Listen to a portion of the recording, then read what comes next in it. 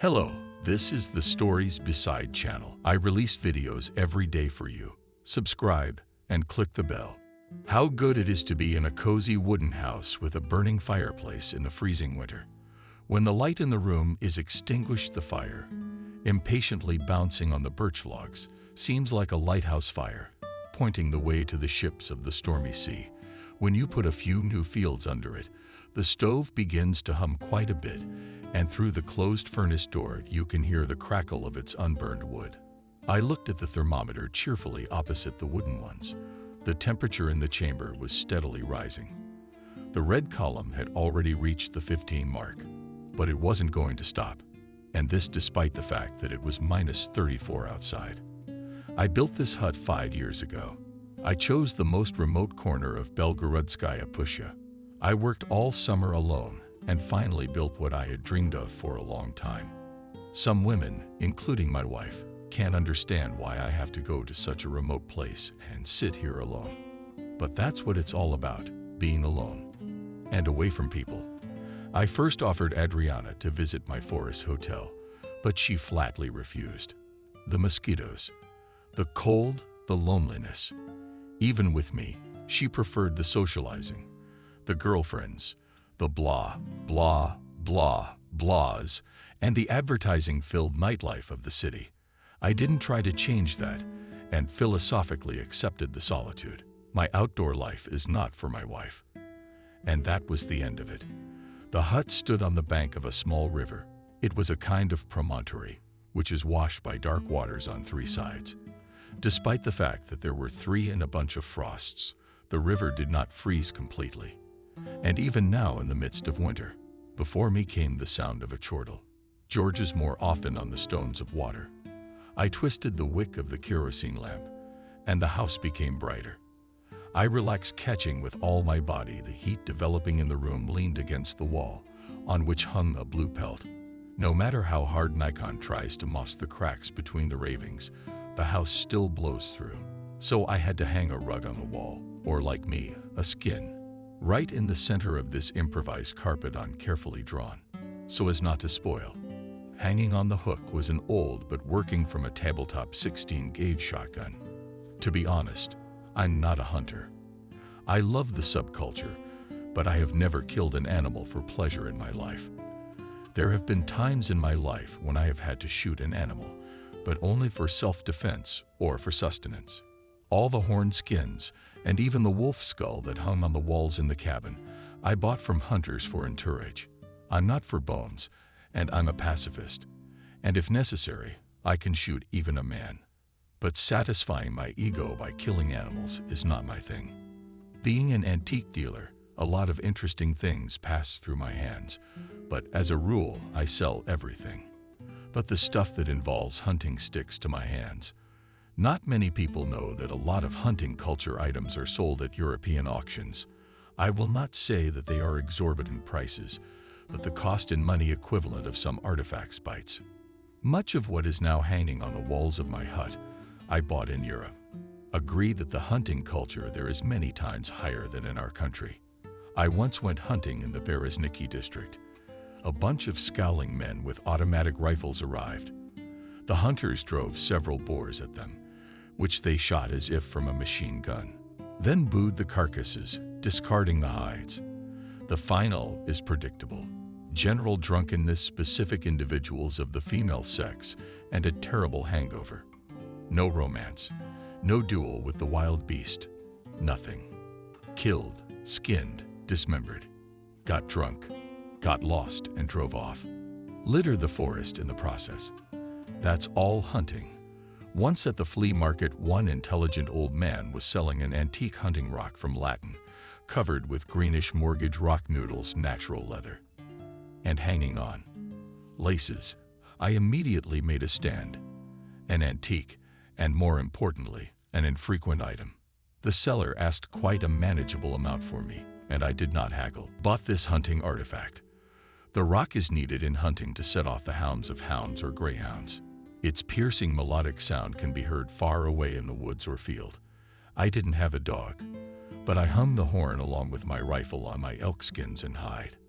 I threw on the community tulip I had brought here back in the fall, and I went out before going to bed to breathe the frosty air. It was quiet. The silver moon brightly illuminated the tops of the snow-covered trees, trailing a silvery path to my house. I took a deep breath of the icy cold air and coughed. Frost rubbed my throat. Silence. No animal or bird made a voice. Even the cheeky codforty lurked somewhere. In the afternoon, even in the coldest weather, the forest is full of life. Saps try to pick under the frozen bark. Bugs huddle together in flocks of nettles, and finches feast on birch seeds. Flocks of crows piercingly cut circles over the pines in search of prey. Small forest birds huddle together on bare branches, trying to hide from the cold and predators in the silence. I thought I could hear the tree branches cracking from the frost. I looked at the snow-covered fir trees and realized that winter had finally arrived. Soon the first real frost would come. I admired the sleeping, gloomy forest, but for some reason an uneasiness grew in me that could not be explained suddenly. I felt someone's unkind gaze on me. I even shuddered with apprehension. I looked around. No one was there. Was I imagining things? God forbid. A rogue bear shows up. I don't want it on my head. I'm used to trusting my senses, or should I say instinct. That animal, subconscious sense of impending danger, it's never failed me. Not in war, not in everyday life. So there's something or someone here. The bright light of the full moon seemed to play on my nerves in a shimmering silvery glow, and charcoal on the blackness. The roses that surrounded the hut seemed to faintly wave their branches like hands changing pose. When was I Morgan? Or averted his gaze from them for a moment and crept closer to the house. With some sinister intent known only to them, I began to dream that the trees around me were whispering among themselves, waiting for a signal, after which they would rush at me and do something terrible. Trying not to look scared, I went back into the house. I locked the front door with a heavy steel deadbolt. By the way, the door opened outward, and it was almost impossible to break it down. And at that moment, a chilling howl came from outside. It couldn't have belonged to any animal I knew. I'll be honest, I've seen a lot of things in my life. But now a chill ran down my spine and my hands trembled. I took the gun off the wall, put a cartridge in the chamber, and pointed it at the door. Then I took the sharply sharpened axe off the rack and leaned it against the wall beside me. Gingerly, I looked out the small window, but saw only a slice of moonlit snowy woods. My brain played a cruel trick on me, inevitably plunging me into a nightmare world. I would suddenly remember hunters missing without a trace in these parts, and it made me feel even worse. I remembered my grandfather telling me that forest roads become impassable and dangerous in such studio frosts. Only a lucky chance and prayer could save a lonely traveler from the wickedness rampant at this time of year. My hand instinctively stung. A silver talisman in the shape of a spear hung on my chest as well, keeping my fingers on the trigger. I was trying to see something in the small one, and the end of it was peering at the locked door and couldn't decide what to do next. The howling had not resumed, but someone was circling stubbornly around the hut. I could clearly hear the crunch of snow under its paws and the crack of branches breaking. Expectation of danger is much scarier than the danger itself, even if it is deadly, but the visible fear of the unknown. Realizing this, I began to calm down. There was even anger awakened in me. Hell no. Will you take me? I'd gotten out of worse. You can't just take me. Suddenly, I wanted to see an unknown enemy. Without an enemy, there is no battle without a battle, no victory. And I ventured warily, listening to the sounds outside the hut. I slowly began to walk toward the door. Well, it was time to gain some certainty, even if it was deadly for me. Holding the rifle by the butt of the neck with my right hand, I pulled back the deadbolt and swung the door open with a kick of my foot. There was no one, only the dark, silent wall of woods that densely surrounded the house and the bone-chilling cold. What was it? An obsession, an unconscious primitive fear of the forest, passed on in the genes through a generation. I went around the hut, but found no one but footprints. I'm not much of a tracker, but I've never seen such big bear-like tracks. They were buried deep in the snow, so they must have belonged to a beast of great size, at least bigger than a bear. What kind of beast was it? I didn't know. No one else had been out at night. But I could smell something cautiously walking around the hut and trying to peer into the small, and the end more like a hospital. I slept badly. I lay half lying down, clutching my rifle and axe to me. Then fell into slumber, then awake. Finally, morning came. I shook my head, trying to chase away the remnants of sleep. What was it? Could I have dreamed it all? I took off my taffet, threw on my tulu, and climbed out of the hut. I looked for my skis. They were where I'd left them, under the canopy, close to the wall. The frost had subsided by morning, but it still clung to my nose and bit my cheeks. The dazzling white winter sun shone in the sky. We had to get out of here and go home. But to do that, I had to walk about 10 kilometers to an abandoned trophy factory. There I left the car. There was no way to drive it to the hut. I went back to the house, filled the stove almost to the point of burning, and began to pack. I hid the rifle in a hiding place from daredevils. Who knows who visits my dwelling without me? I took with me a small, razor-sharp tourist hatchet, which I bought in sporting goods back in Soviet times.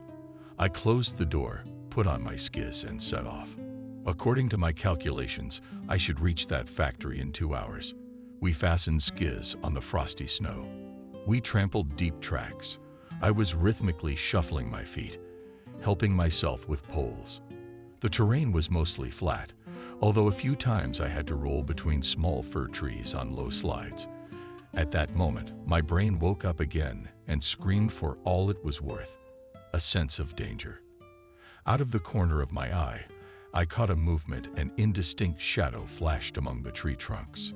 Ahead of me, the forest was closing in on my road, a very convenient place for an attack. Some beast was cheering me silently through the scrap storms.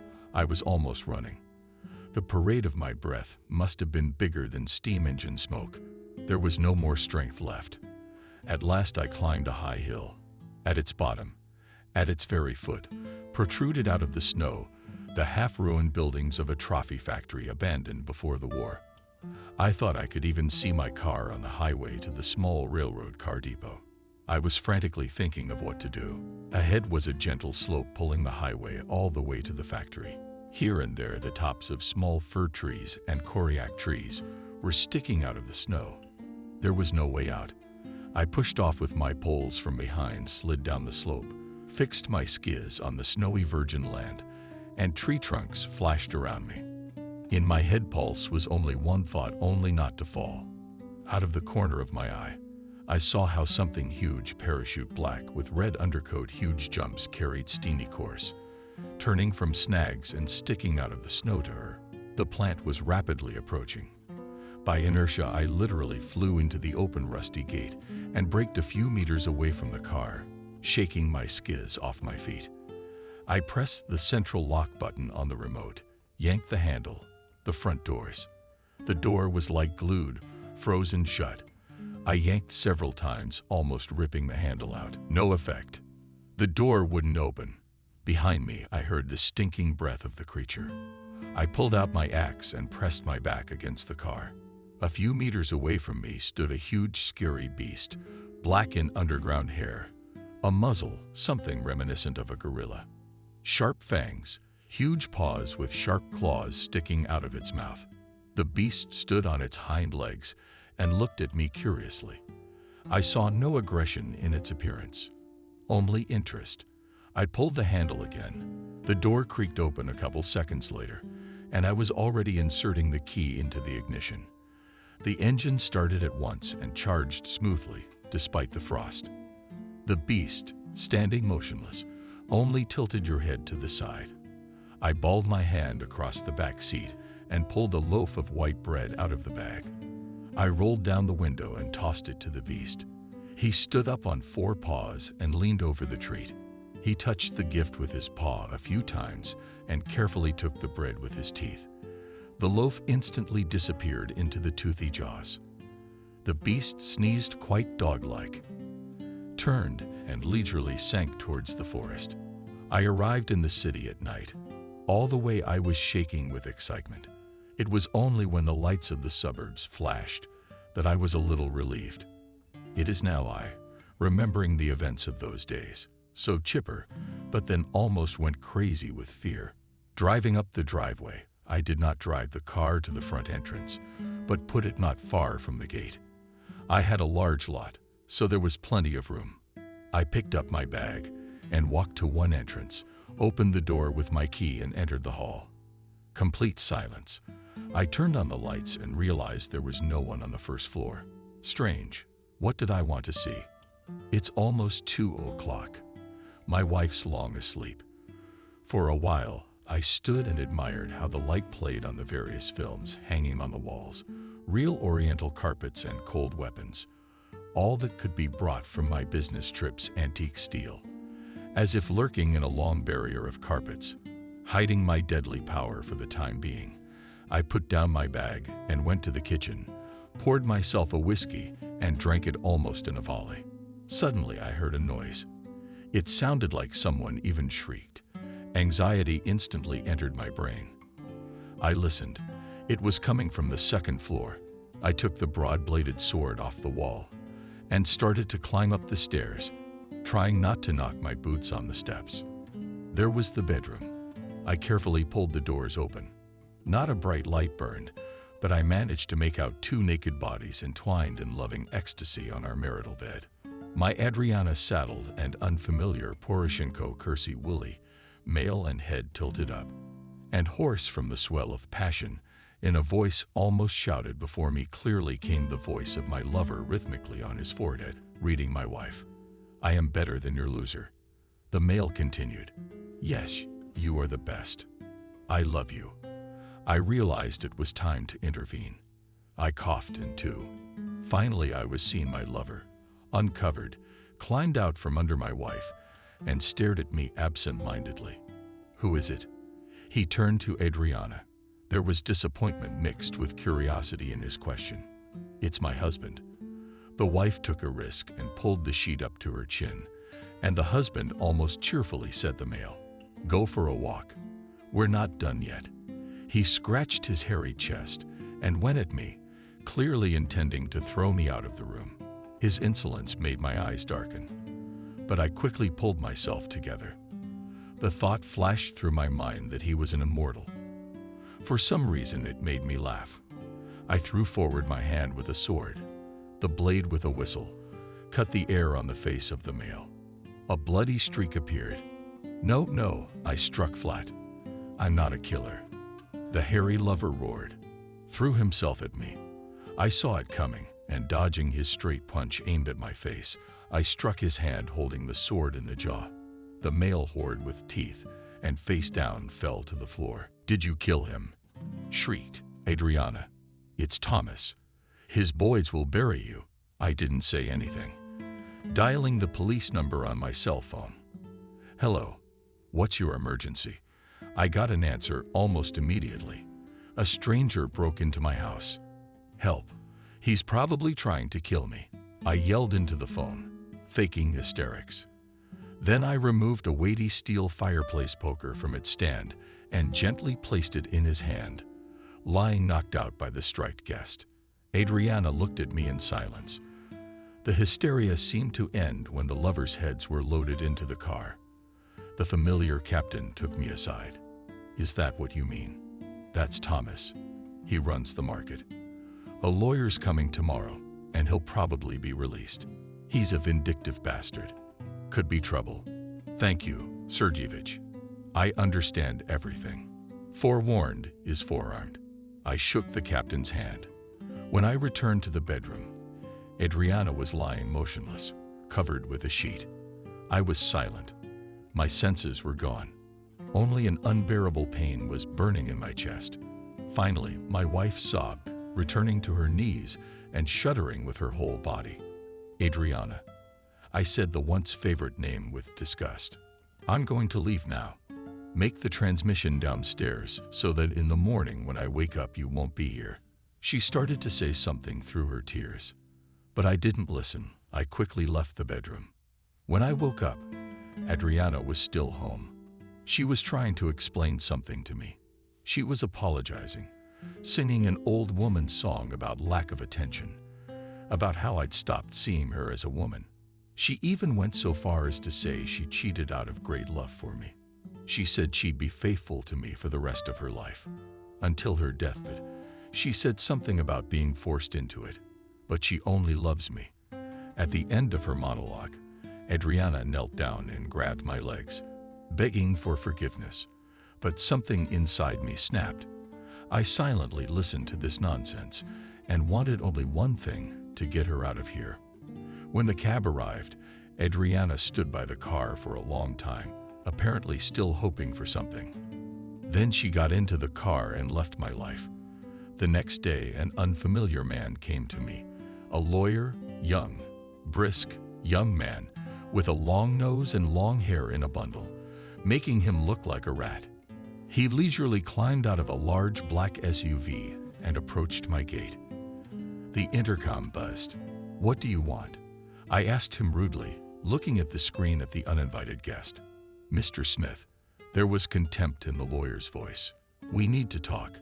"I don't need to." "Get out." I waited curiously for his reaction. It was obvious that the lawyer had not expected such a reception. He was silent for a while, then pressed the intercom button again. "What now?" I said unhappily. "Mr. Smith." His voice became much more courteous. "I have business with you. Please let me in." I pressed a button and the gate opened. "Mr. Smith, Thomas wants to sue you for moral damages, but he's a kind man. He wants to talk to you first." The lawyer was watching my reaction carefully. "I have nothing to talk to your landlord about. He broke into my house and assaulted me. I'm the one who should be suing him." I grinned defiantly. "Thomas was invited by your wife. He was her guest. After all, it's her house too." The lawyer wouldn't give up. "I own the house. My wife's not even registered here, so it's trespassing." I looked the guy right in the eye. "I should have just shot your Thomas." "Thomas doesn't see it that way. He's a stubborn lawyer. He wants to meet with you to discuss compensation for his injuries. Tell your master I have nothing to discuss with him. Now get out." I resolutely got up from the chair. The lawyer left silently. But I knew this was just the beginning. My cell phone was ringing. It was a familiar number. "I'm listening." I answered quickly. "I have an order. Are you home now?" The speaker immediately took the bull by the horns. "Yes, come over."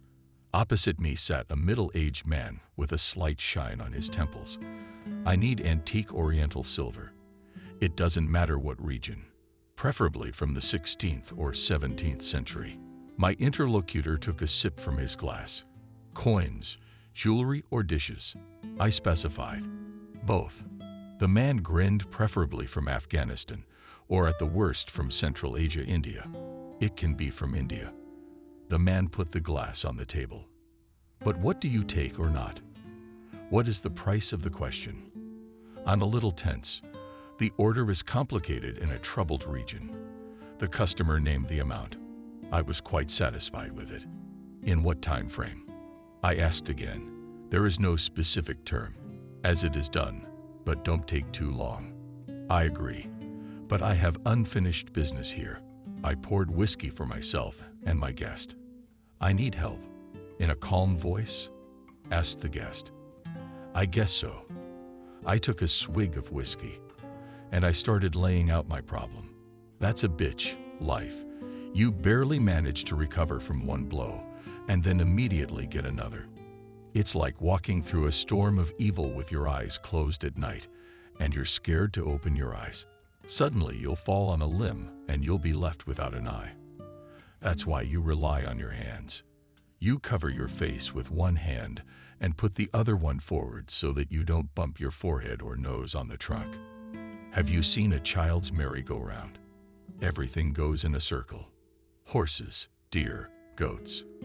Everybody goes back to the beginning. and back again.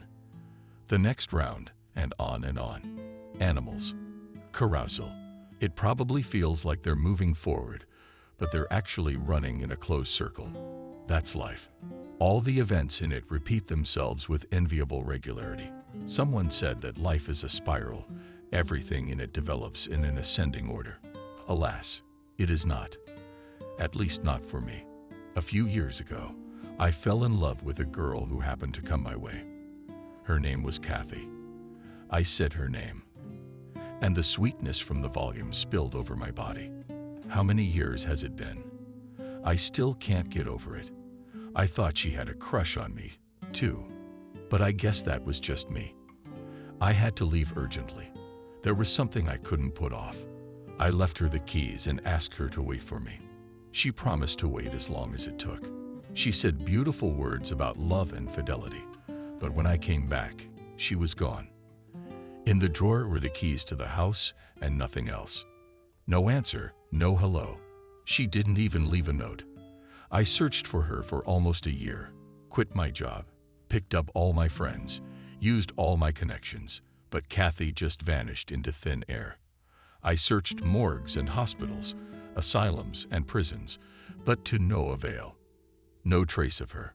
Somehow, in a drunken delirium, I thought she'd come from outer space. There was no other explanation. It took me another year to come to my senses. I never thought it was possible to fall in love with a woman who wasn't remarkable. She didn't have model looks or any outstanding charisma. She was just a girl of many kinds. But it so happened that without her, I had no life. But time passed. Gradually, her image began to blur. Life, in any case, dictates its own rules. I slowly began to return to normal. There were orders again, and therefore money. And where there is money, sooner or later a woman starts. That's how Adriana appeared on my horizon, a young, beautiful party girl. She had me by the balls. We met at some party, dedicated. I do not remember what I did not particularly get after the ladies, poured myself, and gradually kicked. The day before I had returned from another business trip, and I had money to drink. I was looking for an excuse to get away quickly. It was unbearable to be among the party, office plankton and major of these girls with fake breasts and one twist in the head. But at some point, a young female character landed next to me. Without entering into unnecessary polemics, she poured wine into my glass, not forgetting herself. "Why be sad?" she asked after we'd had our drinks. I shrugged. I didn't feel like talking. So handsome and all alone. The girl wouldn't stop. "My name is Adriana, and you're the one who's been brought here." That's the first thing I thought of. I had absolutely no desire to spread my tail and start the mating dance. But the maiden did not miss the initiative. Seeing that her efforts in them me ineffective, she withdrew to the second line of defense and went on the counterattack. Stupid party. She started from afar, pouring me more wine. It's strange to feel alone in a crowd. "What's stopping you from leaving here?" I muttered languidly. "Call a cab and go." My cell phone was dead. Adriana looked hopefully into my eyes. "If you want, I can help you." Those were fateful words. Only I realized it much later. Another glass of wine. And now I'm sitting in a cab next to Adriana. No, she didn't come onto me. Didn't get in my pants. She was sitting next to me, just like a caring friend. Then it turned out she'd forgotten the money. I paid off the driver and went up to her so she could pay me back. It was all sewn up in white threads, like the debt couldn't be paid back later or forgiven at all. It was just that I was already drunk and had trouble perceiving reality. In the morning, I woke up in bed with Adriana. I had no rejection. But as long as it happened, so be it. If not Adriana, then some other friend. No difference at all. 2 months later, we got married. It wasn't a big wedding, but it was elaborate, with important guests and a few relatives. We lived in my house. All the property belonged to me. The store and the antique firm, too. We didn't have a prenuptial agreement, but it was impossible to get anything away from me, except for the car I'd given her. But that was a drop in the bucket. We had no children. Adriana took her time. I didn't insist, like I had a premonition. But my wife was head over heels in social life. Girlfriends, parties, going out. But no sign of infidelity. Always home on time. Phone B, he during our life together. No one has ever cut me in the eye behavior Adriana in public without me all rank and noble. And then there's the affair with the market director Thomas. Honestly, I didn't understand why I was younger than her lover. I didn't deny her anything. Sex almost every day, which is what she lacked. I didn't go into the moral and psychological details of married life. Women are a pain in the ass to understand. They say they don't understand themselves sometimes. But the fact of infidelity was, as they say, obvious. No doubt I was worried, but not as much as I was after Kathy disappeared. Resentment mixed with bewilderment, a slight ache in my heart and soul. No matter what anyone says, no husband is ready to calmly accept his wife's infidelity. It is not pleasant to suddenly learn that for several years lived with an empty person on whom he spent the warmth of his soul. They say that between love and hate is a very thin line. Perhaps it is so. I was more than surprised when I realized that the love I did feel was just a fading fire that quickly went out. In the days that followed, as a clown friend of mine used to say, it's not my circus and it's not my monkeys. Well, in the end, I liked the single life better. So with Sam's release, I filed for divorce. And while that was going on, I started getting ready for a trip down south. But no such luck. Adriana was determined to take half my business and my house. It's a well-known fact that lawyers can do anything for a lot of money. My ex-wife didn't have that kind of money, so her lover fit right in. It's hard to say what motivated him, but it certainly wasn't love. Most likely a desire to get back at me for the humiliation and broken face. 2 days later, my lawyer contacted me and informed me that they were filing a lawsuit for property division. I realized that legally they had no chance, so other methods of persuasion would be used. And I seemed to know what they were. A week later, Adriana's nimble attorney set up a meeting to resolve, as he put it, the contentious issues. As I expected, the lawyer was an old acquaintance of mine. Yes, the one who looked like a rat. I brought my firm's attorney to the meeting, not so much to help as a witness. Apparently, the meeting was designed to intimidate me into sharing my property and money with a poor, abandoned woman. I decided to play the fool to fully understand their devious plans.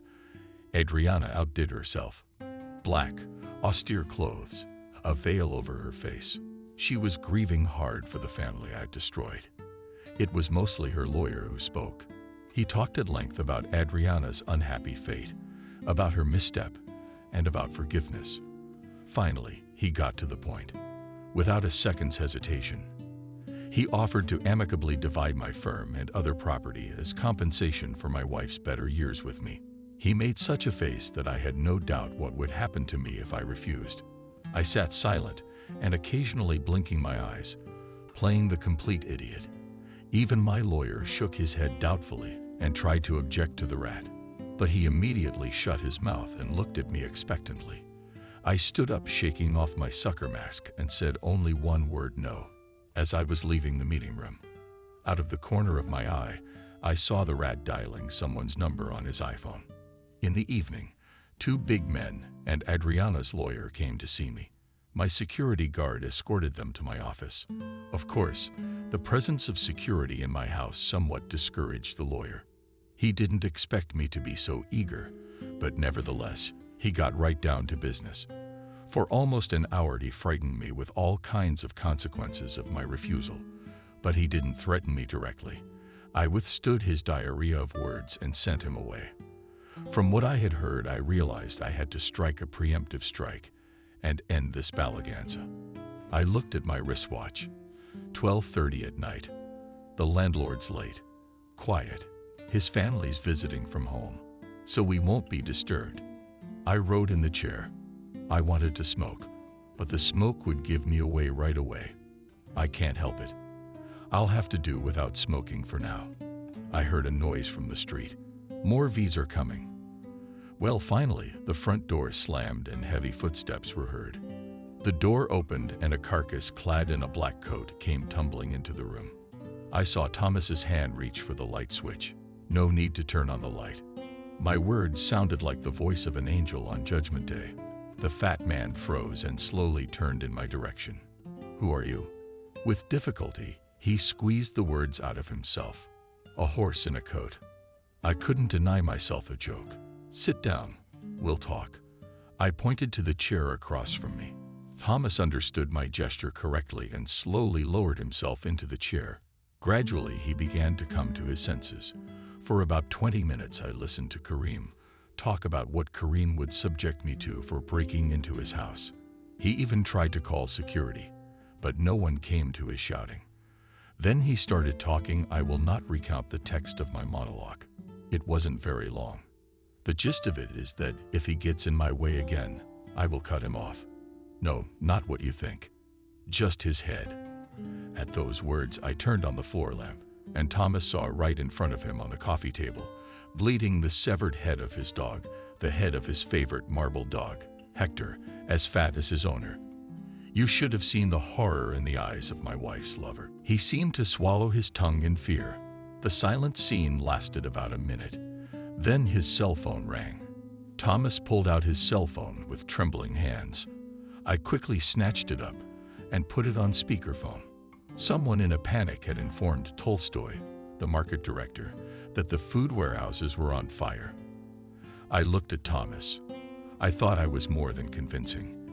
I could have blown up his car for the last time. But that was overkill. I got up and walked out, leaving my master to admire the head of his favorite dog. Walking down the dark corridor, I had to step several times over the bodies lying in picturesque poses, knocked out by the guards' stun guns. Two dark figures separated from the wall. "Let's go." I spoke quietly. "How's that dog sleeping on its hind legs?" The man in black smirked. "Did you really think I really killed the dog?" "Of course not. I'm an animal lover. But you have to admit, a rubberhead can be pretty impressive too." The divorce went smoothly. I was alone in court, and the whole thing took a little while. In order for a business trip to be successful, you need to prepare, surf the internet, go to the library. Not everything you need for your work can be found online. Wikipedia is nothing but a big virtual dumping ground, where everyone dumps unverified junk. But I didn't want unreliable data and information. My life was at stake, so it was impossible to make a mistake. The frosty winter evening seemed endless. Putting aside Keller's Guide to Antique Oriental Silver, I pampered myself with a Cuban cigar stuffed into the corner of an old leather sofa, a dark lampshade. The floor lamp cast a sharply defined circle of light on the floor, while the rest of the room was hidden in semi-darkness behind the wide glass door leading to the front porch. The frost was crackling, and the fluffy snow in the flower beds shimmered silver, sweat still and full of moonlight. The loneliness did not depress me. I always found something to do, especially when I was preparing to dive into another expedition. And if truth be told, I didn't want to socialize. I was a stranger to my neighbors. I'd disappear for long periods of time, and then reappear. They didn't seem to realize it. I was working, and that was good.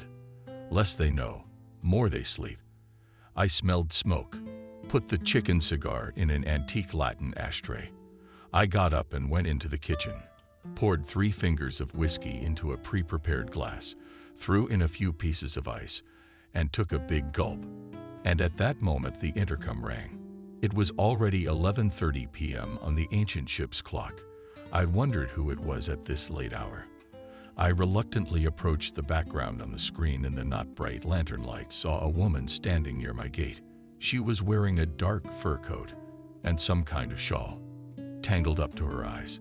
She didn't look like anyone I knew. "I wonder who that is. Who do you need a sip of whiskey?" I asked into the intercom microphone.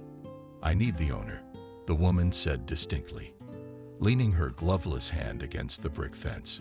I had more questions, but I suddenly felt sorry to keep a stranger in the cold. So I opened the gate. "Come in on the camera." I saw the woman, staggering, walked to the native porch. "Is she drunk?" The first thing I thought, the woman with difficulty climbed the steps and was already standing in front of the front door. "Hello, I can come in," quietly mumbled the unexpected guest. "Come into the hall."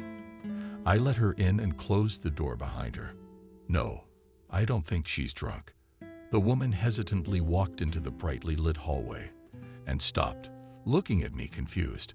I even shuddered inwardly.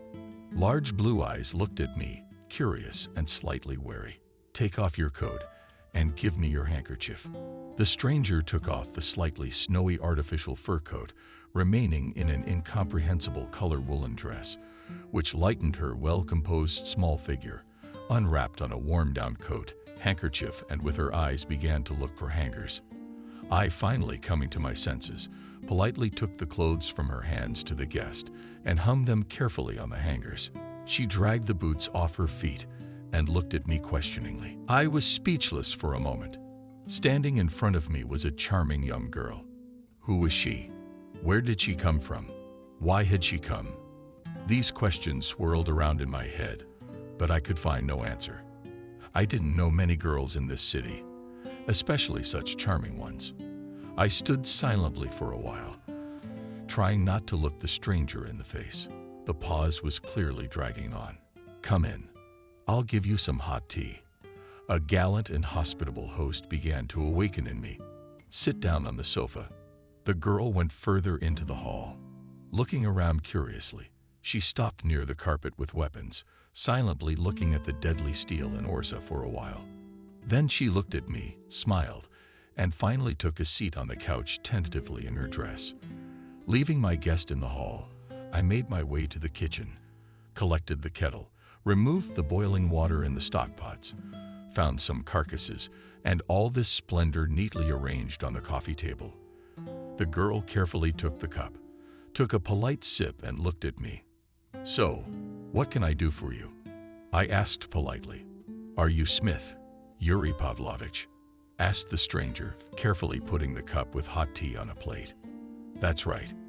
With whom do I have the honor?" I said in a social tone. I felt like I'd even let my tail wag in front of the stranger.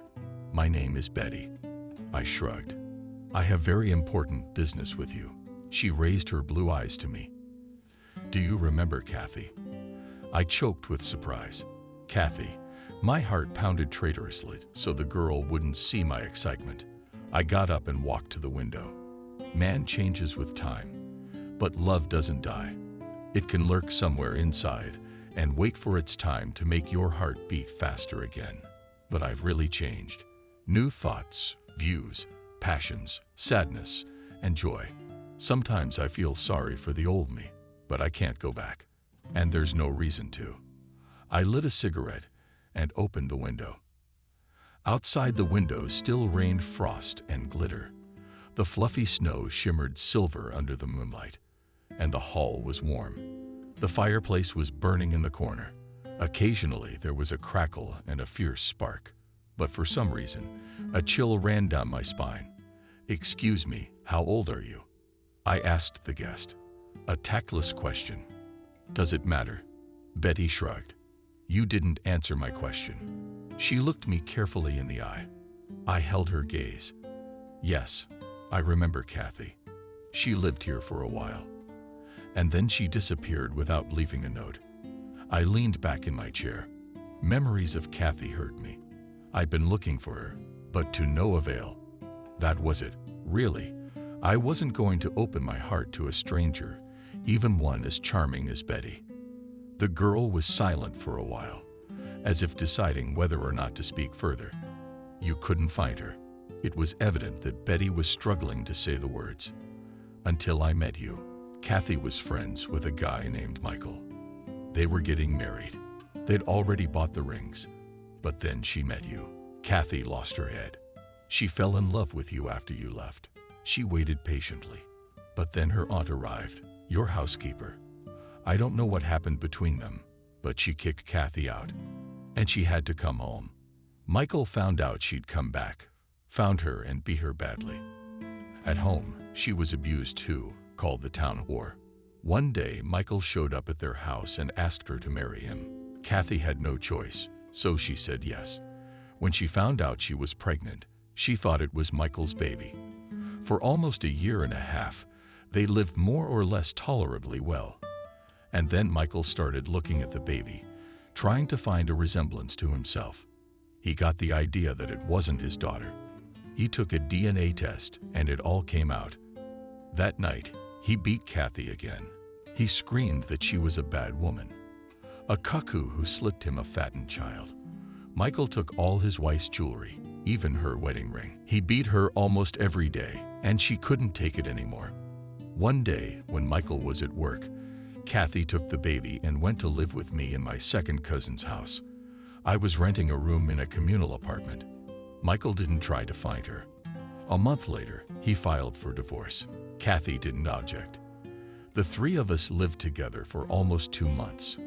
Kathy didn't work, and we all lived on my salary. But we were desperately short of money. So Kathy decided to go to Moscow to earn money. She left the child with me and left. She couldn't take her daughter with her because she was going nowhere. Before she left, she told me about you and that the child was yours. I had some money. I bought her a ticket to Moscow. Then Kathy wrote that she got a job as a waitress in a cafe. That's where she met Sebastian. He was studying in Moscow and was taking his final exams this year. Sebastian started courting her. They know how to round a naive fool's head. Promised to marry. Offered to go to his parents in Latvia. No more letters from Kathy. Where is she now? And what about her? I don't know. But why didn't she find me?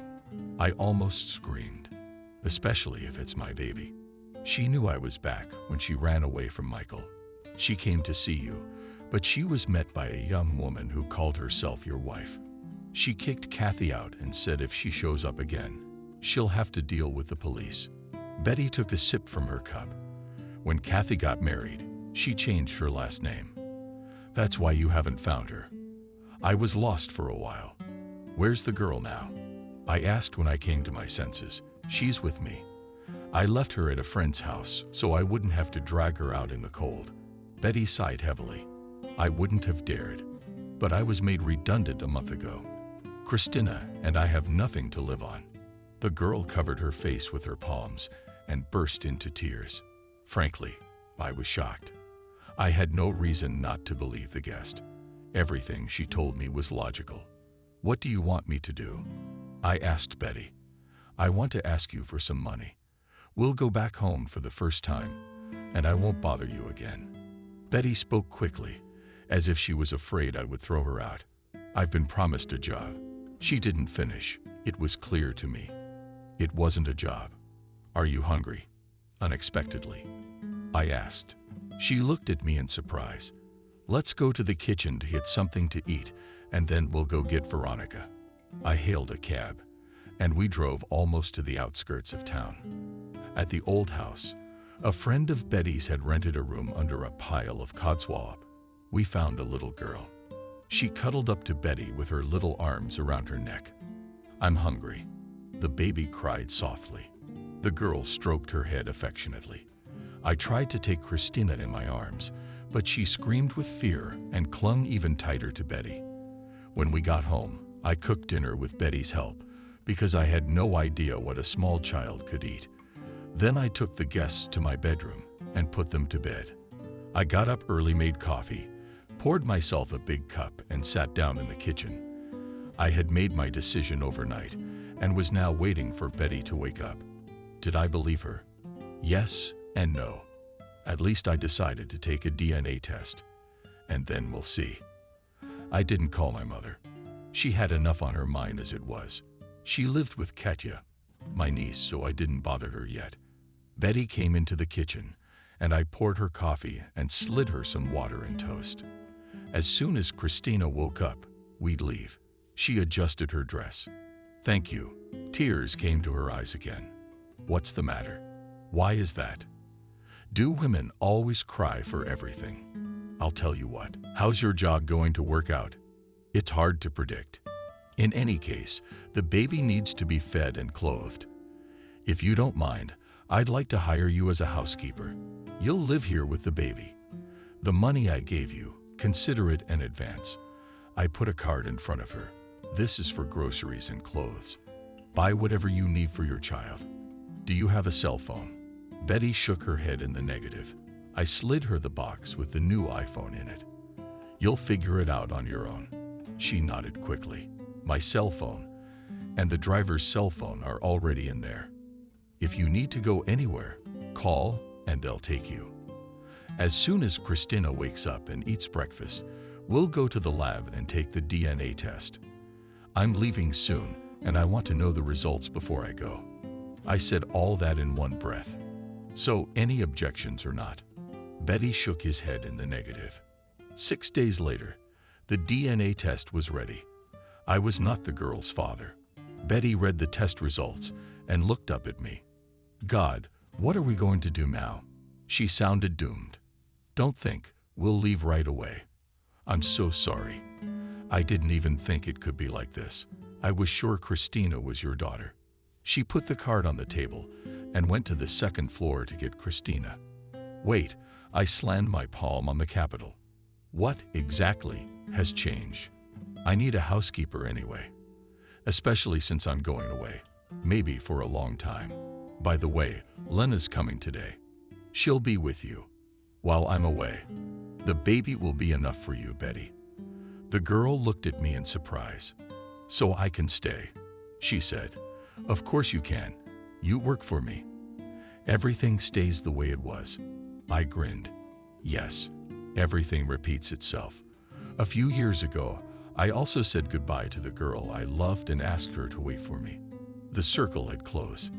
I was about to get into a cab when Betty asked to come with me to the airport. I didn't mind. As I checked in for my flight and headed to the pogrom control area, Betty suddenly kissed me on the cheek and whispered, "Come back soon." As I passed through border control, I turned around. 2 girls, big and small, were waving at me. I could see tears on Betty's face. After a 6-hour flight, the plane landed safely at the airport of one of the Central Asian republics. Barely had I gone through all the post-flight formalities and stepped into the welcoming hall, my gaze caught a familiar face from the dense crowd. Jack. I had no doubt that he would be the one to greet me. I raised my hand, signaling that I was seeing an old friend. "Hello, brother." Dressed in a long robe of camel and wool and skullcap, he gave me a hug. "Long time no see." "Hello, Jack. I was genuinely happy to see you. Almost 5 years. Let's go to my car." Jack picked up my bag, and we went to the exit from the airport. We looped through the narrow streets of the ancient southern city.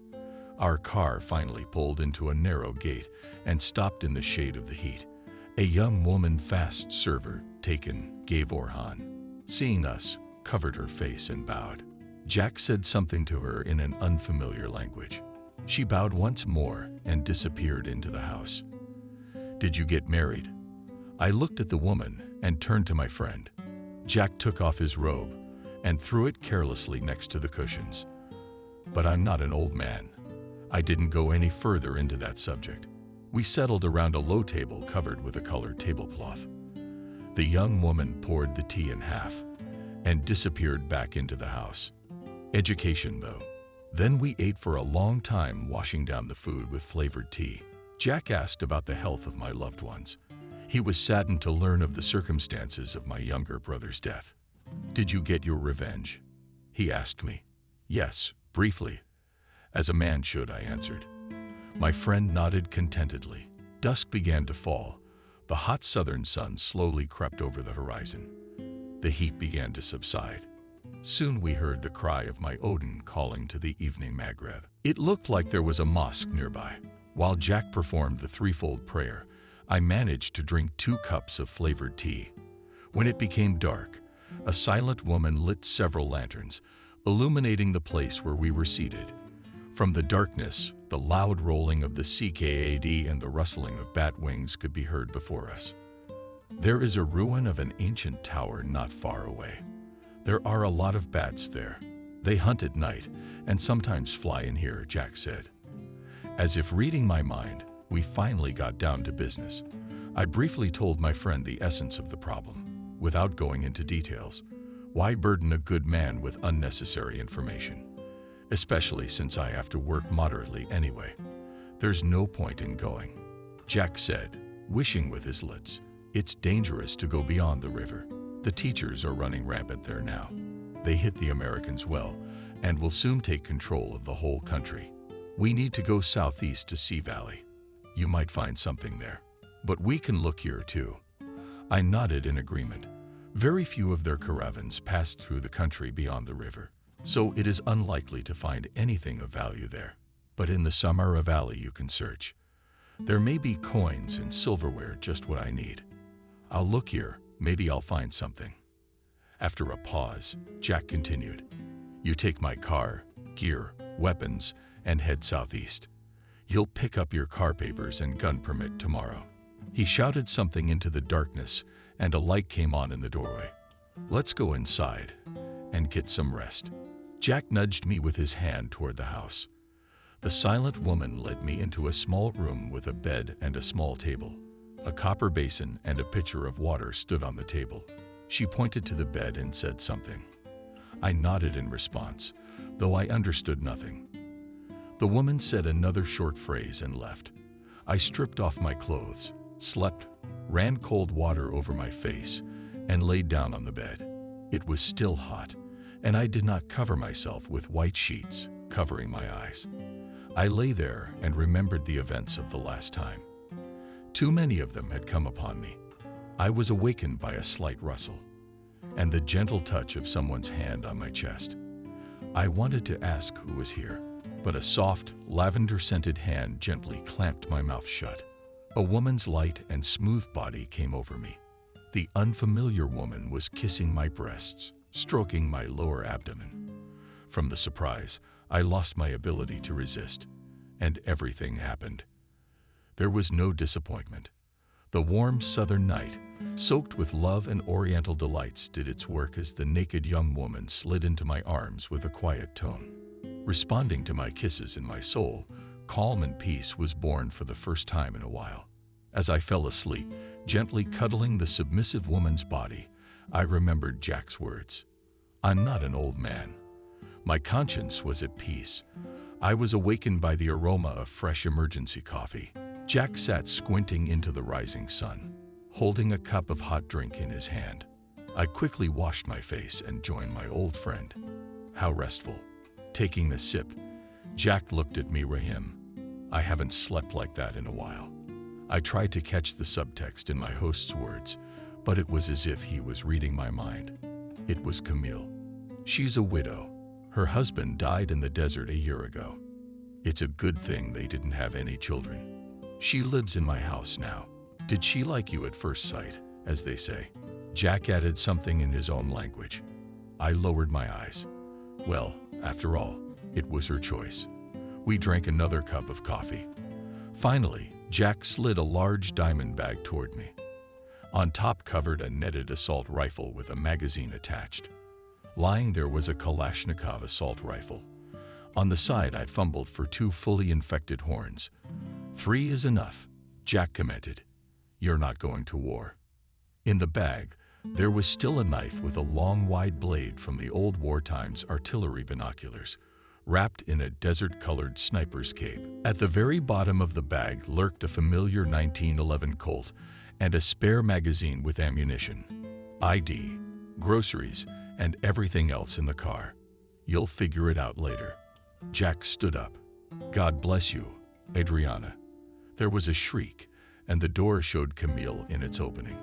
Not paying attention to Jack, she ran up to me and hugged me. As I left town, I was followed by a long scream. The car was rushing down a sun-cracked highway, cutting the red sands into almost 2 equal parts. The road was laid out along an old caravan route. Back in Soviet times, the thermometer on the dashboard read plus 47 degrees. The engine was running at a breakneck pace. The arrow of the temperature gauge was inexorably rejoicing at the 100 mark. I sat in the driver's seat, open warm robe, under which there was only one swimming trunks. It was the only way to escape the heat, and not for long. Periodically on the horizon flashed mountain peaks, and I did not realize whether they were really mountains or ghostly mirages. This wait died less and less often. Through the desert drove cars destroyed from the heat asphalt for metal, wind, and the remaining few gas stations spent on the sides of the road. And all because of the heat, which burned all living things, making the vast desert even bigger. Its sands stretched all the way to the Aral Sea. I remembered Jack telling me that in his childhood in these places gardens bloomed and water rivers flowed. Now all this is in the past. The only source of moisture is seasonal short rains, and even those had long ago lost their unequal battle. The sun was steadily rolling toward dusk, but it was still mercilessly burning the dry air. The desert wind pondered the tops of the sandy velvets, throwing hot sand on the road. The day was leaning towards evening, and I realized that I would have to spend the night in the car. The only thing I was glad about was that with the setting of the sun the heat would subside and I would be able to breathe a full breath. The sun was almost touching the horizon when I drove off the highway on more or less level ground, turned off the engine, tired for the day, and started to use things, spread the seat, and put the sleeping bag. Took out of the trunk a stove with gas. I didn't want to eat. I was only thirsty. I quickly lit Gorilka and put a kettle and poured some brew into it. In such heat, locals drink strong green tea, kok tea, as they call it. While the drink was being prepared, I took out of my bag an automatic rifle, took out a cartridge in a cartridge, put it on the safety, and put it on the seat. There was no habitation for many dozens of kilometers around. It was as if I was in space, but you have to be ready for any surprise. Soon I was sitting on the hood behind a glass Camel and Cat and was enjoying drinking hot tea and quenching my thirst. Suddenly, the wind picked up. The sky began to nod, clouds not about a new arrow gleamed lightning. And after a while, thunder rumbled right above my head. I could clearly see jets of rain appearing in the sky. I was even going to hide in the cabin. But the downpour did not fall on the common land. The rain did not reach the ground and, escaping in the air, thundered a few more times, and only one warm drop fell on my face, still reaching the ground. The wind threw a handful of sand in my face as if in mockery, like a good portion of fine shot. The clouds crept slowly northward and into the sky. First one star shone faintly, the second. And then in 5 minutes I saw the sky covered with meaningless schemes, constellations. The moon's not bright sickle was interrogating everything in dull gray tones. I went to bed early. I opened the windows a little for ventilation. I couldn't sleep for a long time. All sorts of things came into my head, but gradually fatigue took its toll and I fell asleep. I woke up to a rustling noise. The car shook a few times. I opened my eyes sharply and looked out the window. It was darkness all around. What was it? Maybe a snake. But how big would it have to be to rock the car like that? Suddenly, a wave of black panic and unbridled fear swept over my brain. My body felt like a village. I took a deep, hysterical breath of air and arched my back. By an incredible effort of will, I forced myself to find the flashlight and turn it on. Its light trembled, fading into darkness, still the same dead emptiness. All around, I sat there wet with sweat, feeling my heart tearing out of my chest and my frequent breathing drowning out all sounds. I gradually came to myself. Panic past thoughts stopped rushing around in my head like frenzied cockroaches. I wiped the sweat from my face with the sleeve of my robe and exhaled deeply. Maybe it was just a dream. I tried to calm myself, slipped my gaze, dedicated to the not bright color of the desert. I spotted something black, quickly dissolved into the darkness. I remembered about the automatic rifle and put it beside me. The caliber is small, but still. Besides, there's also a Colt .45 caliber pocket gun. Feeling the weapon in my hands, I almost completely recovered. I took a swig of whiskey for courage and kept quiet. Listened to the night. There was another rustle. Somewhere not far away, the sand hissed and scattered. But the car stood still, and I fell asleep again. They say that in the most deserted sandy areas of Central Asia there is a Volga and a good one. It is a meter-long earthworm, dark red in color. It only appears on the surface during the hottest months. The local population is mystically terrified of him. After all, he is supposedly able to kill at a distance, whether spitting out a deadly poison or striking the victim with an electric shock. The legend of it is so widespread and so uniform that one has to think. At its core, it really is some extremely rare endangered animal, probably a relic of ancient times, now surviving in the most desolate corners of Central Asia. Here in the Red Sands, according to Jack, George has also been seen for a long time. He once told me that the worm appears only in the heat of June and July. Later it burrows into the ground and sleeps. The locals were sure that the worm has not gone anywhere and periodically collects tribute with human lives. Expeditions were repeatedly sent to search for the Long George. In 1954, on the territory of Inner Mongolia, worked American scientists on 2 Land Rovers. They left the settlement and disappeared without a trace at the request of the U.S. government. Mongolian authorities organized a search for the missing, found in one of the hard-to-reach areas of the Gobi. Both vehicles appeared to be derelict. 6 corpses lay nearby, as they had been exposed to the sun for a long time.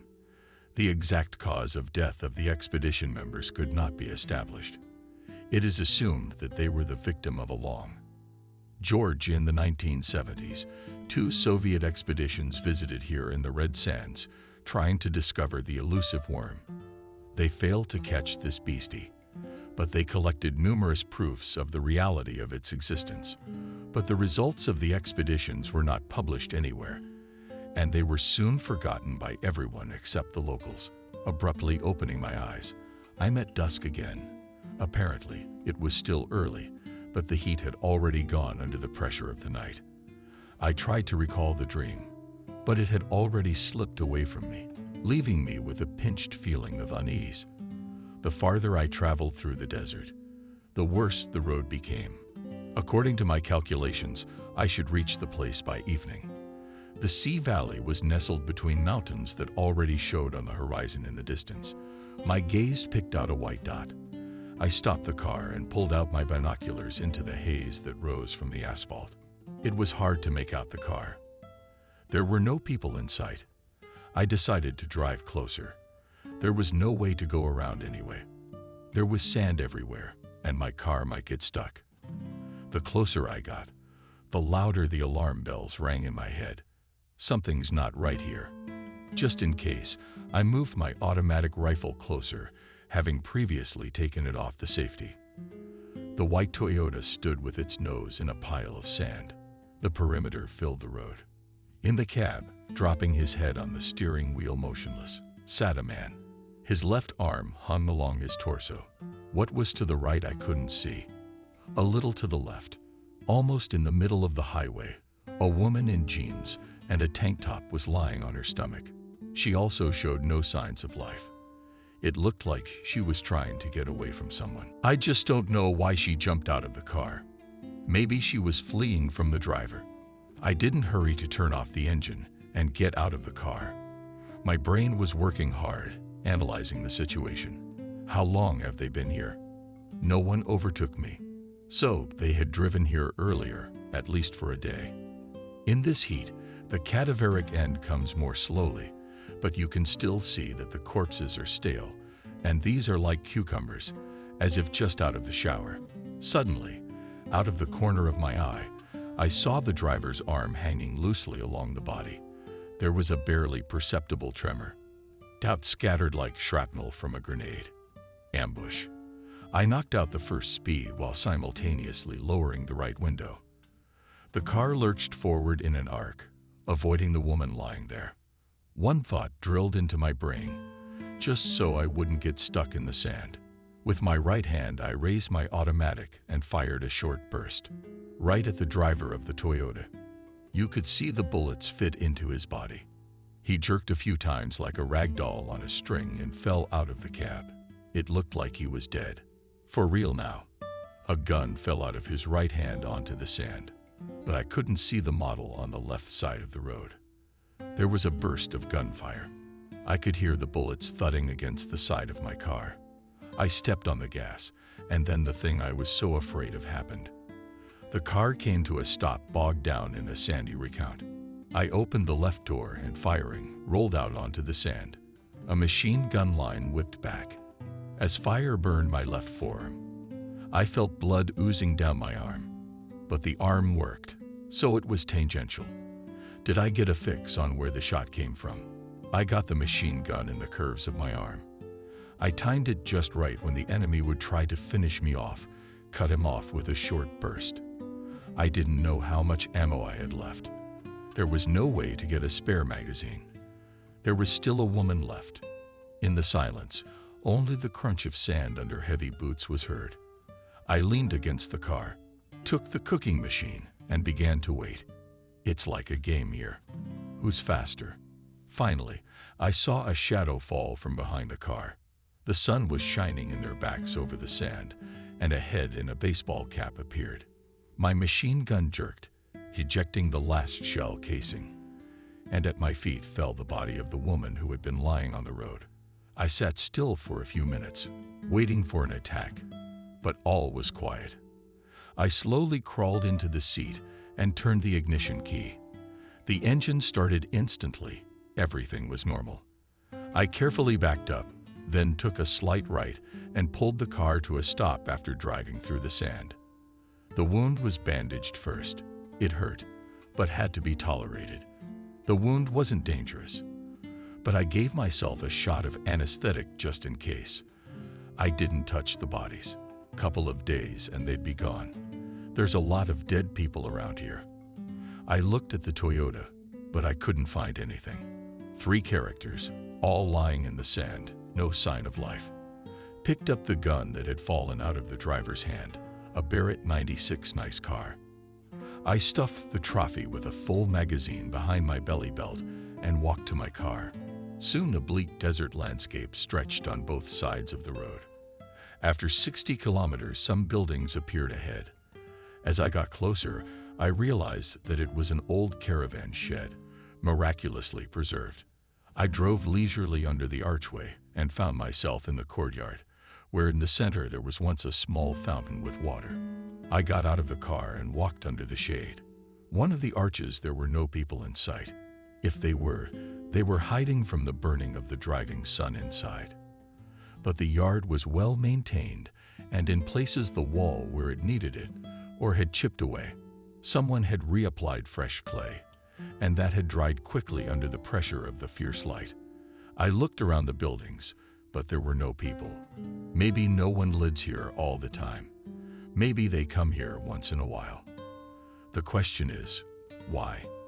As an inn, these buildings themselves, and lived in one of the rooms. I found a few antique jugs, mostly Latin, but there were a couple of silver ones. I threw them in the car. We had to drive to get into the valley by daylight. Finally, the road bumped into the mountains. It meandered between the rocks until it popped out to George's more often than not a mountain stream. It was getting cooler. Instead of sheep, trees appeared along the road. I realized I had reached my goal. An hour later, I entered a small village. But there was electricity and, most importantly, a bazaar. That's where I was going tomorrow morning. I stayed in a small hotel with the proud name of hotel. The room had a shower and a toilet. What more could a companion ask for? I ate some leftover rations and went to bed. The road had washed me clean. The trip turned out to be more than successful. In addition to the order itself, I had purchased something for myself. A day later, I filled 2 more cans of gasoline in the car and headed back. I had to spend the night on the road again, but everything was calm. By the end of the second day, I was pulling into Jack's yard. He did not meet me empty-handed either. I gave him everything I'd brought. The delivery of the shipment was not my concern. It was handled by specially trained men. When I told Jack about my adventures, he faltered his tongue for a long time, expressing either approval or condemnation of my frivolity. Then we drank some chaka, and I went to bed. After spending the night in Camille's arms, I went to the airport in the morning, accompanied by a friend. I didn't say goodbye myself. As they say, long farewells are tears. I had with me a few coins and a couple of funny souvenirs that I found in an abandoned caravanserai. We hugged in silence. I could see the mute question in Jack's eyes, and I knew how much I liked her. But I am a vagabond, a wanderer in life, so it's better to be without a family for now. I shook the hand held out to me firmly. I thought for a moment and took off my talisman, given by my grandfather, and gave it to Jack. Give it to Mina as a souvenir. My hometown met me with cold wind and nasty spring rain. A sharp contrast to the places I flew from. No one greeted me because I hadn't informed anyone I was coming. I picked up my car in the underground parking lot and took my time dragging home. In the 2 weeks I'd been gone, the snow had almost melted, leaving a pile of black mud along the sides of the highway, overnight freezing. And now the car almost slid on the ice, dispersing the water. The wipers rhythmically swept the raindrops, the light glass. I smoked, letting out the blue smoke through the open window. I felt dreary. Too many women had been around me lately. But for some reason, the memory of the last one resonated in my soul. Camille, yes, she was the one who had captured my heart. But alas, I'll never meet her again. Jack will probably marry her off to some respectable gentleman. I can only wish her happiness. An hour later, I was on the ring road, and a short time later, I was pulling up in front of my house. When I tried to open the front gate, the key didn't work. That's odd. I had recently changed the lock, and everything was perfect.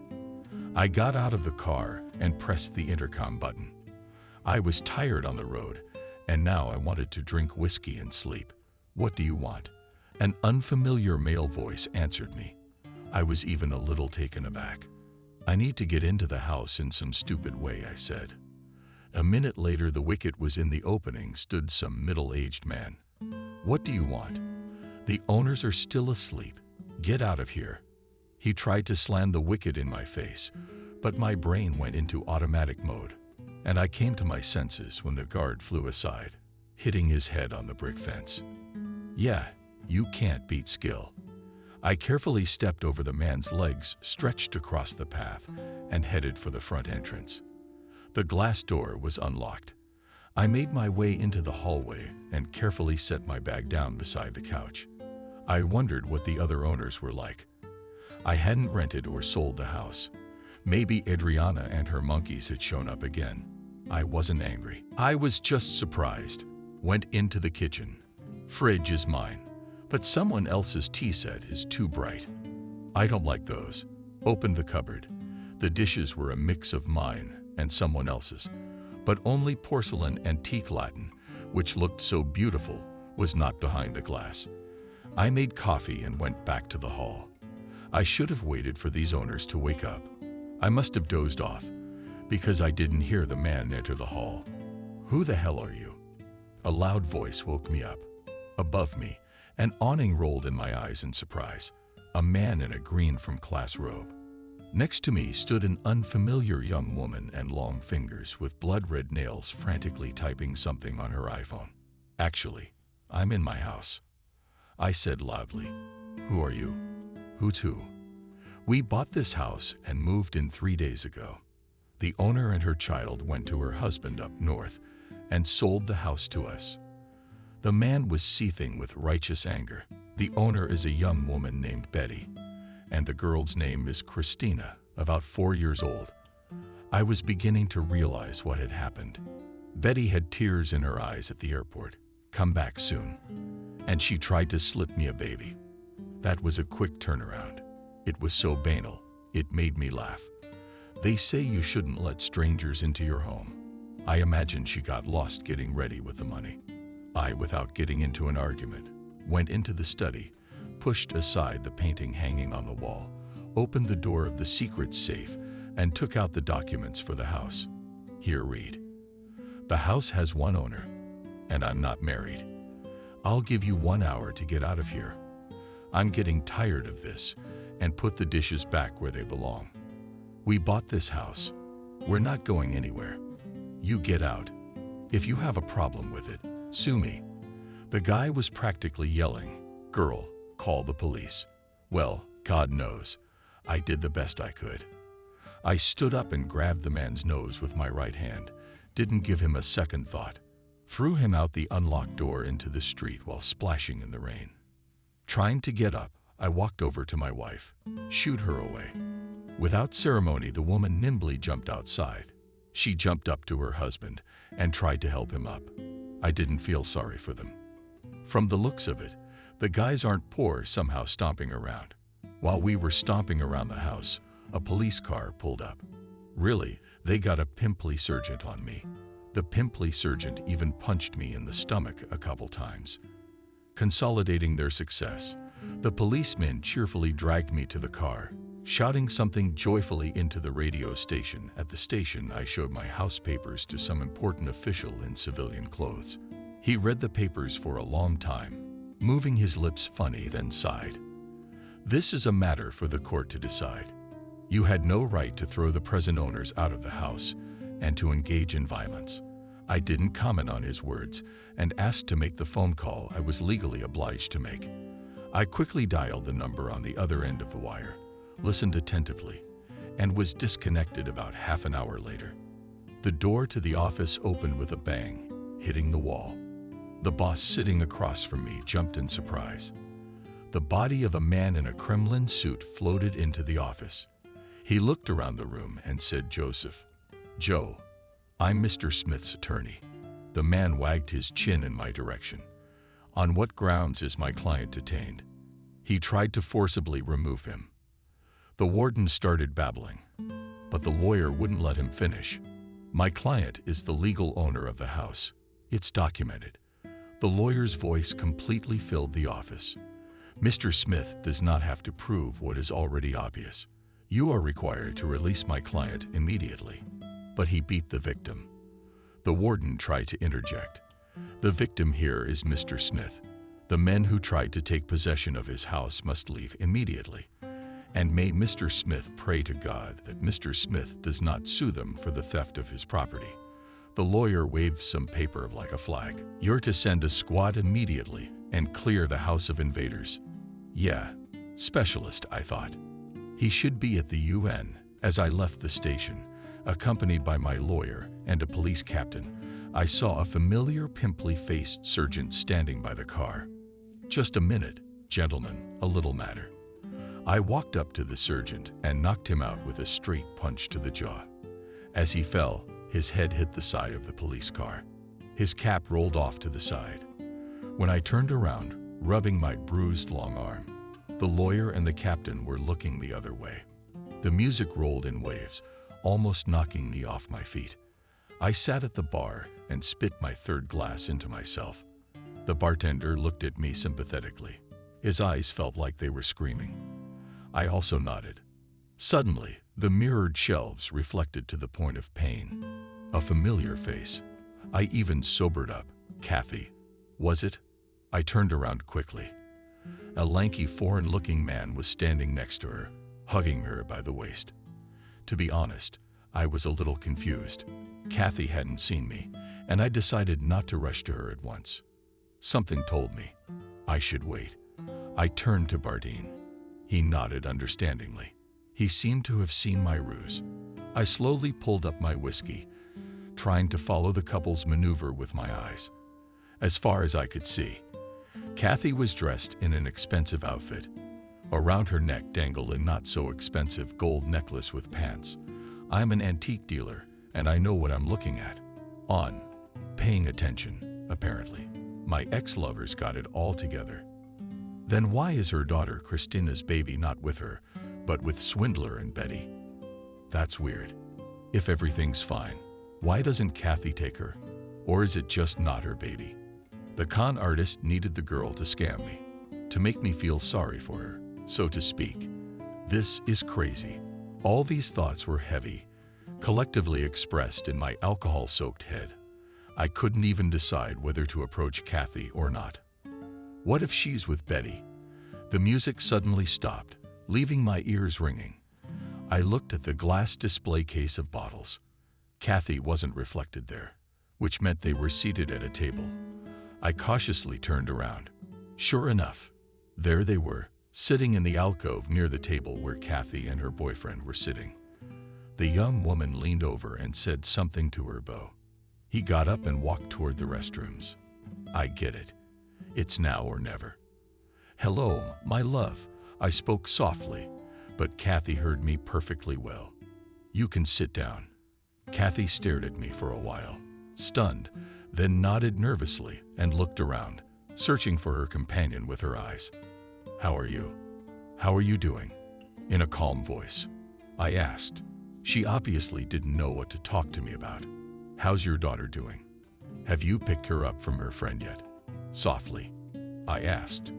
What daughter? I don't have any children. Go away. My husband will be right back. Kathy looked around confused again.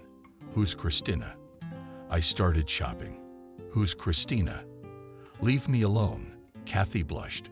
My beloved has not greeted me kindly. And this is the man I've been dreaming of all these years. Although, on the other hand, I probably made up my own fairy tale of unearthly love. Kathy doesn't owe me anything. Suddenly, I was disgusted. I was about to get up when suddenly someone grabbed me from behind by the collar, and I could see Kathy's pupils dilate with fear. I was thrown off the chair and fell, hitting my head on the floor. While I was trying to figure out what was going on, I got a solid kick in the right side of my leg, even though I was drunk. But my reflexes worked, and I managed to regroup. A serious man at Kathy's, only jealous and bad jealous, wanted to kick me again, but I managed to grab him and yank him toward me. The man collapsed to the floor, pulling down the tablecloth and dishes at the same time. Now there were two of us on the floor, not so lonely anymore, but it was time to do the honors. I got up as quickly as I could and staggered to the exit, passing the bar. In the glass window, I saw a jealous woodpecker rushing after me. To be honest, I was getting pretty tired of fighting with him. I let him get closer.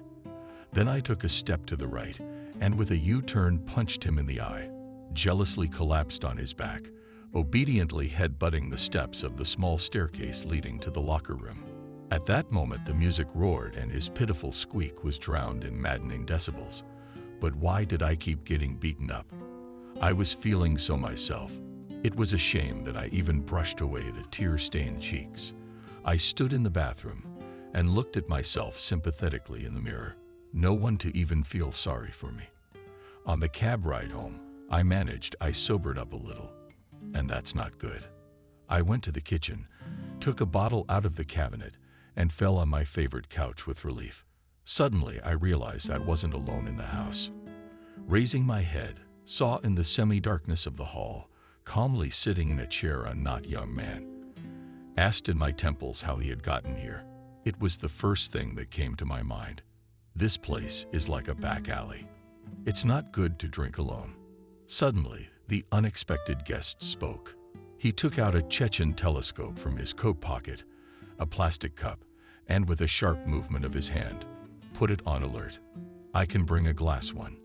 Uncertainly muttered I. No need. The man understood everything. I poured the whiskey, and we drank in silence. What's good in it? The guest frowned. Worse than our moonshine. We were silent for a while, until the man got down to business. You had a very productive trip to Central Asia. The client was very pleased. He lit a thin cigarette without asking permission, but you will have to go back to those places again. I looked at the guest questioningly. There is a little business very well paid. The man let out a thin line of smoke from his mouth. Silver again? I asked gradually, coming to my senses. No, not silver. I know about your adventures in the Red Sands. The guest looked for an ashtray. The one where you encountered the elusive worm. Your story impressed a very rich man to such an extent that he got the idea to get the trophy. I almost choked, but I haven't seen it. That's just a guess. I was surprised beyond belief. So figure out what it was, mystical or real. The guest is standing up. The fee will be. He said such a sum that my eyes went black. When do I have to go? The thirst for profit threw away all doubts. For that kind of money, I was ready to walk to Central Asia. A man you know well will contact you. He will give you the necessary instructions, help you with equipment and necessary outfit. When will he contact me? Take your time. All in good time. The guest began to button his coat. Just a moment. I have a favor to ask of you. I'm up to. Yes, sir. The guest looked at me curiously. I told him about the recent events in my house and my assumptions about the people involved. The man listened to me and asked, "And what do you want?" "To take money from the crooks." "No, it's not my money. You can keep it as a fee." I looked my guest straight in the eye. "I'm interested in the child. Who is he, and where is he now? It's ungodly to give a girl hope and then give it back." "All right, I understand you." The guest didn't let me finish. "What to do with the crooks?" "At your discretion," I said. The man turned and disappeared behind the front door. As of recently, I have a vintage radio waves in my office, a Minsk 61, made back in the 1950s. I took the receiver away from my mom when she persistently started complaining about the glut of old junk. There's a beautiful lamp in Rodion in working order. It had been bought by my grandfather, so it came to me as a sort of inheritance. It now stood on the vintage pedestals to the left of the table and delighted the eye with its perfect forms. Yes, people knew how to make good things in their time. Time flies fast. Already the radios of the 60s are becoming antiques. What's up with receivers, equipment from the 70s and 80s? Now, in the antique trend, I am very often approached by fans of tape recorders of the late 80s of the last century. Ask already, and seeing the equipment of the early 90s, VCRs, analog camcorders, tape recorders. Even 30 years ago, we used this equipment, believing that it could not be better. And now it's gone vintage. Turntables are probably next. Apparently, every generation sooner or later starts to feel nostalgic for a bygone time, and maybe even without realizing it, looking for things that can at least for a while bring them back to their past. To be honest, vintage radio equipment is not my profile. But more and more often, I started to think about opening a special department in my store dedicated to this topic. For some reason, it seems to me that this direction of antique business is very promising. I cozily settled in an armchair, pulled out of the bowels of the table, typing a bottle of Jamieson and Nakatala, a 2-finger glass of the amber beverage. What to do? There was no question. If there is a Rodiona, one should listen to her. I looked out the window. It was snowing, which is not quite typical for April. Large snowflakes were beating against the window like frozen butterflies, trying to make their way to the hot cabinet. I felt cold, and I stood up and closed the window. A toggle switch clicked. The settings dial lit up cheerfully. I remembered how in my distant childhood, including Rodiona, I had felt inexpressible excitement. One inscriptions on the school at the construction site were worth what? Tirana, Prague, Moscow, Ljubljana, Berlin. The names of unfamiliar cities sounded to me like a pass to an unknown world, and the announcers, broadcasting in unfamiliar languages, seemed to me good wizards, counting their spells. I pressed the DV key for about 30 years now. Almost no one broadcasts on the long and medium waves. Once the bands were bursting with the number of stations. Today they are silent with occasional crackles and sounds that are not dickish. Finally, the melody of a sentimental French Schlager of the 60s poured out of the speaker. It was a wonderful time for girls with natural breasts, rubber band stockings, short skirts, spyglasses barely covering and panties. I even clutched at the nostalgic memories, clearly picturing a time I knew only from old magazines and movies. The French chanteuse was replaced by an upbeat Chuck Berry hit. Women are bloodthirsty cats, but it's boring without them. Chuck assured me. Yeah, boring as hell. I thought about it and decided to take a closer look at the things I'd brought back from my last trip. I took 2 packages out of the desk drawer and laid them out neatly in front of me. One of them contained an antique dagger with a handle covered in silver and worn from time. When I pulled it out of its sheath, the weapon fell into my hand as if it had flown in. It seemed as if it had been made especially for me. In the other surtout was a small figure of a cat-like beast made of unknown material. It was probably carved from stone and covered with bronze paint. Its muzzle with an open mouth looked very spectacular. In the eyes of the predator were skillfully inserted black amethysts, a very rare variety of this semi-precious stone. The finest carvings, hundreds of tiny touches, all of which made the sculpture of the beast almost lifelike. Half-bent, back paws, pinned ears curved like a spring spine. It seemed as if the predator was about to deliver a swift death blow to the head of the raptor. A blood-red ruby was inserted, which seemed to set off the beastly nature of the figure.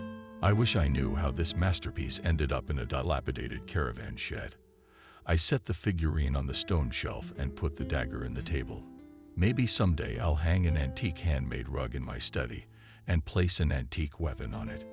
As I drifted off to sleep, it seemed to me that the beast on the mantelpiece was ravenously removing the treasure with its teeth. The next morning I received a text message with the address. I scribbled it into my notebook, knowing the message would be gone in a minute. I took a long smoke, settling my gaze into the wall. Well, nothing teaches me anything. My life is always getting in the wrong way and always ends, as usual, with black ingratitude and hatred. And I'm going to hang on to a burden that I'll have to carry for the rest of my life. And on the other hand, there's no other hand. What's that girl to me? Who is she to me? You can't save and warm everyone. So that's her fate, and there's nothing I can do about it. Besides, where am I supposed to put her? I live alone, and I don't have any babysitters. I'm relieved. I finally made the right decision. In my life, I've learned one thing very clearly. Most women, regardless of age, are monstrously ungrateful. My car was traveling down a dirt road, periodically dived into shallow puddles, breaking the wheels, thin ice. It had been freezing since the night before, but it was already clear that spring has won the tedious winter. In an hour, the sun would warm up, and the ice would melt, and the road would turn into impassable swamps. Soon a one-storied barrack, with the walls eared from time and rain, appeared from the turn. I pushed open the shaky doors and stepped into the dark hallway. It looked like the structure was uninhabited, but judging by the voices carrying all from one of the rooms, there were people here. I approached the lantern door, leading into one of the rooms, and without removing my gloves, I turned the knob.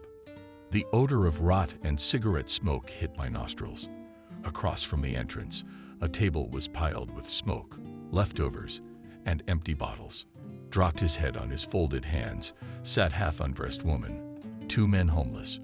They were arguing loudly about something. When I opened the door, all these picturesque characters stared at me in amazement. Even the woman with difficulty, but raised her head. "What do you want?" Coughing, one of the men in a dirty dress dressed on a naked body. "Where is the girl?" Trying not to breathe the unbearable stench, I asked loudly, "Was Christina here yesterday?" The uncle seemed to have a bad hangover. He pushed the woman. "Hey, what's up? Where's the girl? What do you need her for?" Missed the woman, looking at me, swollen with lice from drunken eyes. I ignored her question.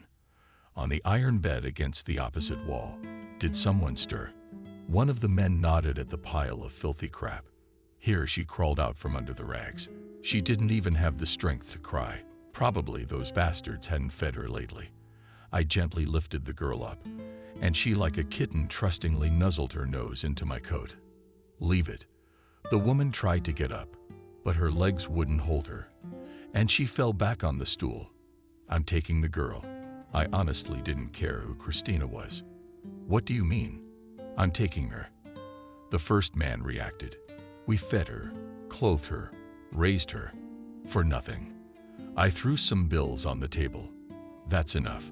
It was visible how all the members of the collective's eyes flashed greedily, dressing the child in a coat. I went out to the car, put the girl in the back seat. Asked, "Do you remember me?" She nodded.